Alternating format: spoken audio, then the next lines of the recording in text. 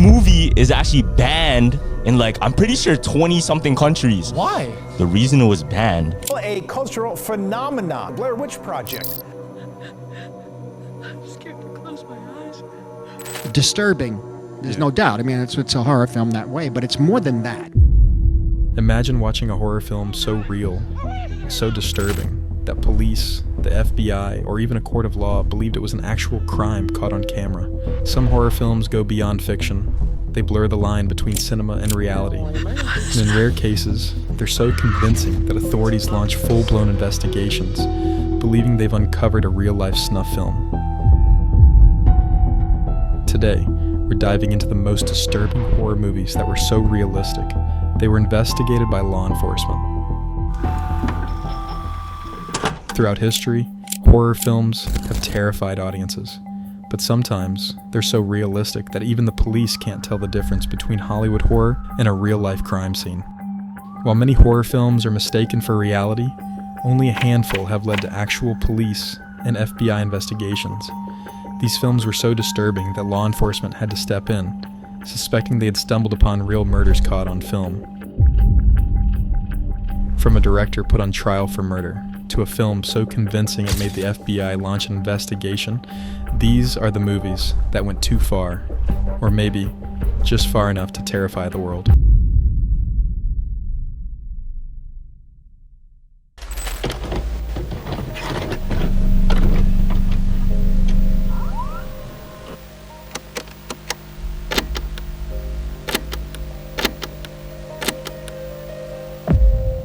Some films push boundaries, others cross them entirely. But this one was something different. A horror movie so brutal, so repulsive, that it is banned in over 50 countries. And not just for what it showed, but for the real deaths captured on film. Keep filming, Mark. I'll cover you. You got it. Right down to the last foot. Shortly after its release, authorities seized the film. Then its director was arrested. But here's the real question. Was this just a horror movie? Or had the world just witnessed real murders? Released in 1980, Cannibal Holocaust tells the story of a group of young filmmakers who set off into the depths of the Amazon rainforest and never returned. Weeks later, their footage is found. What it contains is a descent into pure savagery, a nightmarish vision of human suffering that feels too real for comfort. The film's hyper-realistic style was unlike anything seen before. No musical cues, no over-the-top performances, just a cold, unflinching gaze into absolute brutality. Viewers didn't feel like they were watching a movie. They felt like they were watching evidence. But one scene, more than any other, raised a terrifying question. Was it actually real? Tight! Tight! Oh, come in for a close-up. Shortly after the film's release, Italian authorities seized all copies and launched an investigation. The evidence was overwhelming. The actors were missing. The film had no visible special effects. The violence was filmed in long, unbroken takes with no sign of camera trickery. This wasn't a horror movie. It was a crime scene. Authorities arrested Deodato and charged him with murder. His crime? Filming the real deaths of his actors for profit. If he couldn't prove their survival, he would be convicted. But the mystery only deepened. The film's cast had vanished. No interviews, no public appearances, no trace of them anywhere. Had they truly been slaughtered for the camera? Had Cannibal Holocaust captured something far more sinister than anyone could have imagined?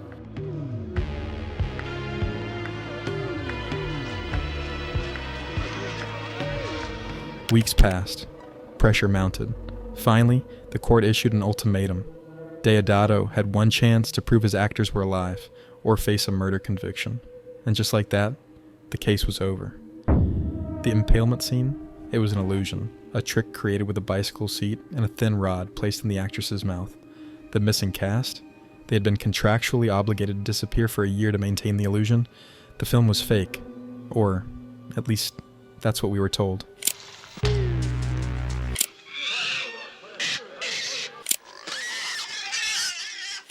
Because no matter what the court ruled, Cannibal Holocaust did contain real deaths. The film's shocking animal cruelty was not staged. It was not fake. Those creatures really died, and that blurred the line between cinema and reality forever. This is why Cannibal Holocaust remains one of the most banned films in history, not just for its violence, but for the undeniable truth beneath its fiction. And while Deodato walked free, the rumors never died. Some still believe there was more to this film than what we were told, that somewhere, buried beneath all the controversy, there's a secret that remains undiscovered.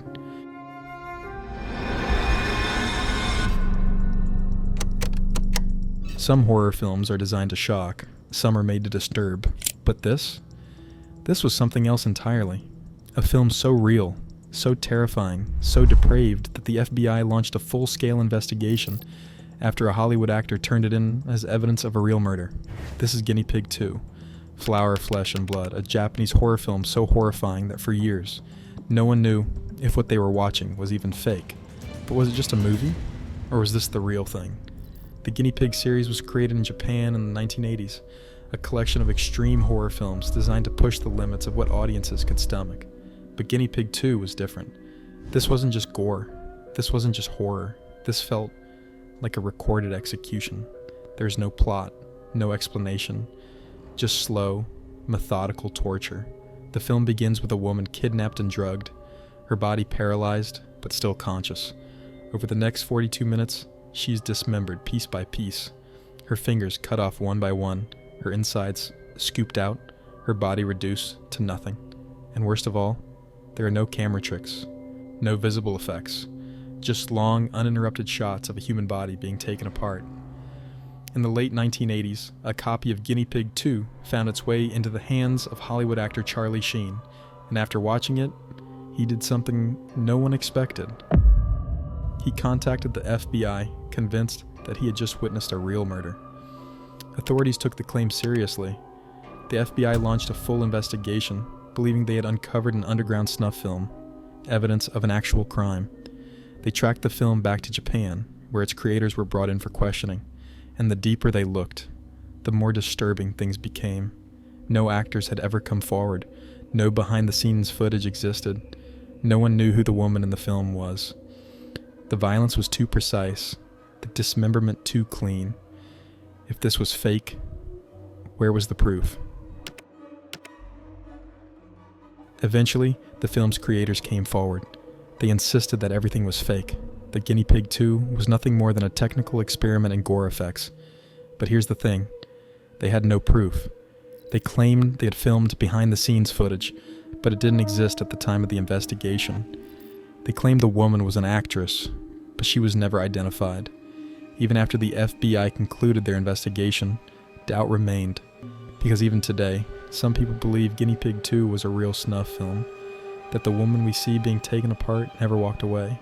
And if that's true, then the world's first recorded execution is still circulating in underground horror collections to this day.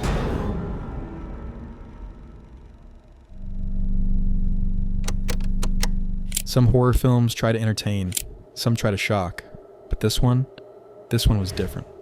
A film so disturbing, so revolting, so uncomfortably real that when copies began circulating underground, people believed they had just uncovered something that was never meant to be seen. This is August Underground, a film that looks nothing like a movie.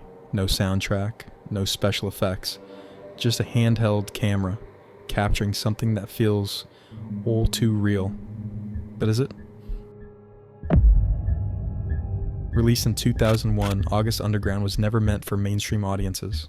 It wasn't screened in theaters. It wasn't sold in stores.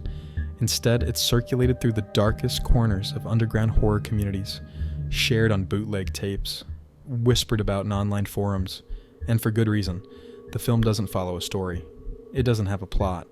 What it does have is painfully realistic torture, prolonged suffering, and an unshakable sense that what you're watching isn't fiction, it's footage, raw, unfiltered, almost like a serial killer's private home videos. It was too real, and soon authorities took notice. The film wasn't just unsettling, it was convincing. The handheld footage made it impossible to tell where acting ended and reality began.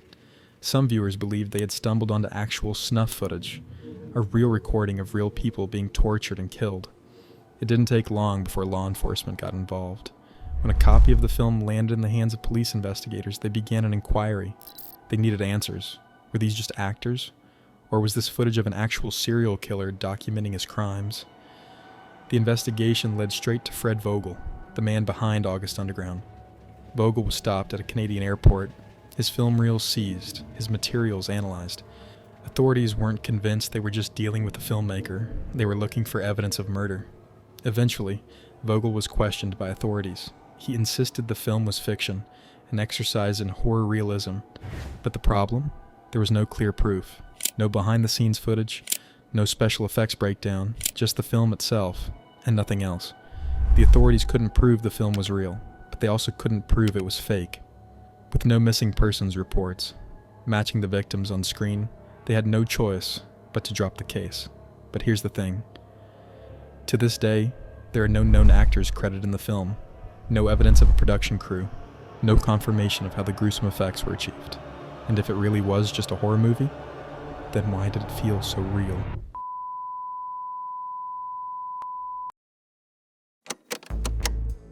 Some horror films use special effects. Some use elaborate costumes and Hollywood sets. But this one didn't need any of that. A film so raw, so eerily believable that when it was released, people thought they were watching the final moments of 3 missing students. Because here's the terrifying part. The actors were never seen again. This is The Blair Witch Project, a film that did something no horror movie had ever done before. It didn't just tell a scary story. It convinced people it was real. But was it?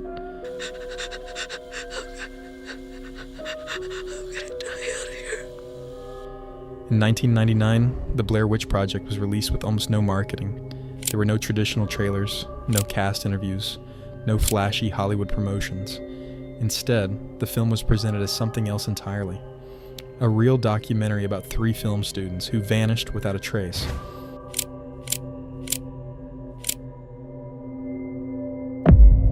The film followed 3 young filmmakers who set out into the Maryland woods to document the legend of the Blair Witch. What they found, or what found them, was never supposed to be seen. The footage ends abruptly. The 3 students were never found. And when the film hit theaters, people believed it was real.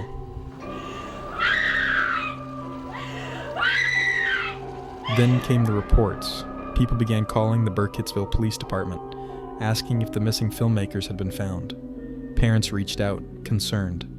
The local sheriff's office received so many calls that they were forced to release an official statement. Search of the 3 missing Montgomery College students continues in Frederick County tonight. The problem? These weren't actors in a film. They weren't doing press interviews or signing autographs. They were missing persons. The film's website, designed to look like a real police case file, only fueled the fire.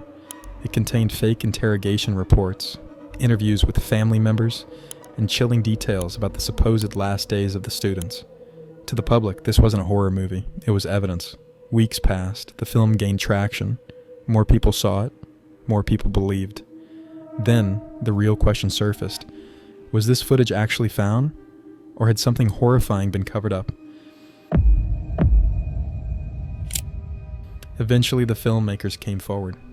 They admitted that the footage was fake, that the entire thing was a masterfully crafted hoax.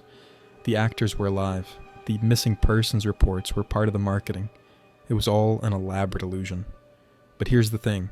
The line between reality and fiction had already been crossed. Some people refused to believe it was fake. To this day, some still claim that the footage was real, that the film's actors were never seen again, and that the behind-the-scenes clips were released only after intense public pressure. Critics have called it one of the scariest films of all time. I was terrified.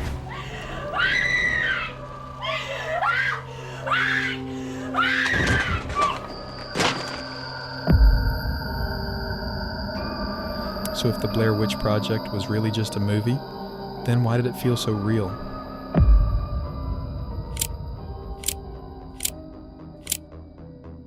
We've seen horror films before. We know they're just stories, works of fiction meant to scare us. But these movies blurred the line between fantasy and reality.